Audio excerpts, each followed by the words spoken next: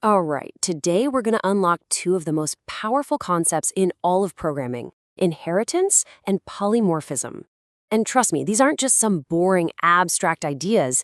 They are the secret blueprint that lets developers build massive, complex software without just completely drowning in repetitive code. So let's dive right in. I mean, have you ever really stopped to wonder about this? When you look at a huge, complex app on your phone or computer, how in the world do developers keep it from becoming this unmanageable, tangled mess of copied and pasted code? Well, the answer isn't about working harder, it's all about building smarter. And that brings us to the main villain of our story: code repetition. Just imagine for a second that you're building a car's engine, then you have to start completely from scratch to build a motorcycle engine, and then do it all over again for a truck, even when they share like 90% of the same parts and logic. It's wildly inefficient and an absolute nightmare to update. You see, this problem directly violates a core principle in software development called don't repeat yourself, or DRY for short.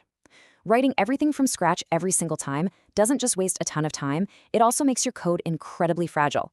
If you change something in one place, you have to hunt down and remember to change it everywhere else. There just had to be a better way. And that better way starts with inheritance. The best way to think about it is like creating a master blueprint. Instead of starting from a blank page for every new thing you want to create, you start with a solid, proven foundation, and then you just build on top of it. So what is it exactly? Well, inheritance is basically a system where a new specialized class, you can think of it as a child, is based on an existing, more general parent class. This new child class automatically gets or inherits all the features of its parent without any extra work. Let's make this way more real with an analogy. Our master blueprint will be a general class that we'll just call vehicle. And this class is going to contain all the fundamental things that we expect any and every vehicle to have. So, what's inside our vehicle blueprint? Well, every vehicle has basic properties, right? Like its color. And it has basic behaviors or methods like the ability to move. This is our common, reusable foundation. This simple idea creates what we call an is-a relationship. It's super simple. A car is a kind of vehicle. A motorcycle is a kind of vehicle.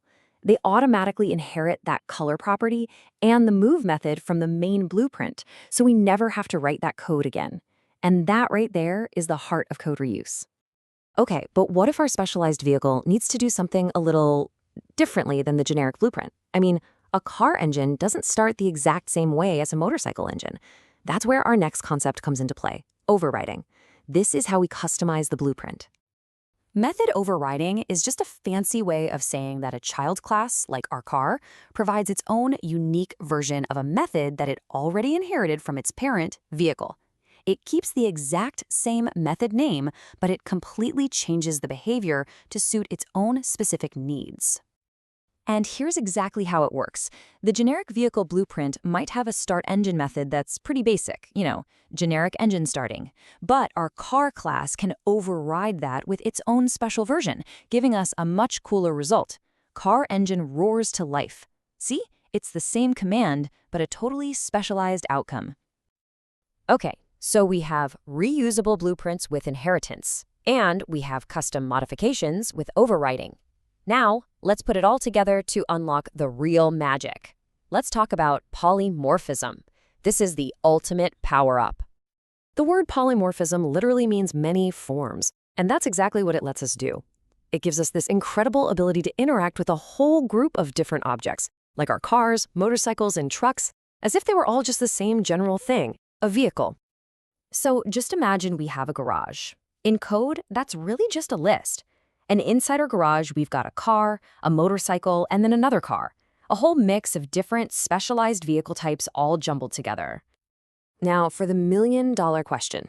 How do we tell everything in that garage to start its engine? The old, clunky, repetitive way would be to check each and every item. Okay, if this is a car, do this. If it's a motorcycle, do that instead. It's messy and so inefficient. But there's a much more elegant way. The polymorphic solution is beautiful. We just loop through the garage list, treating every single item as a generic vehicle. We don't care what it is specifically. We call the exact same method on each one, vehicle.startEngine. And then the magic happens. The car objects use their own special overridden method, and the motorcycle uses its own. One command, many different correct forms. It's that simple.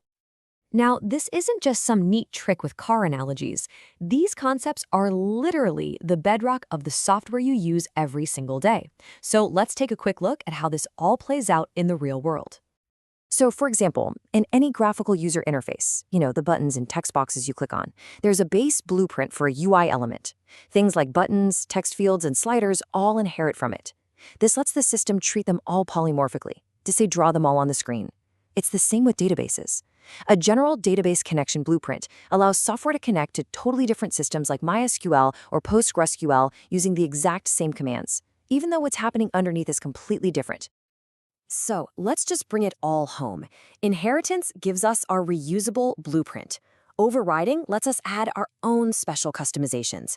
And polymorphism, that's the power-up that gives us the flexibility to control all these different forms with a single, elegant command. And that is the toolkit for building clean, scalable, and maintainable software. And really, that's the fundamental logic behind so much of modern software. It's a powerful way of thinking and organizing code that moves way beyond just simple repetition. So now that you see the blueprint for building smarter, what will you build with it?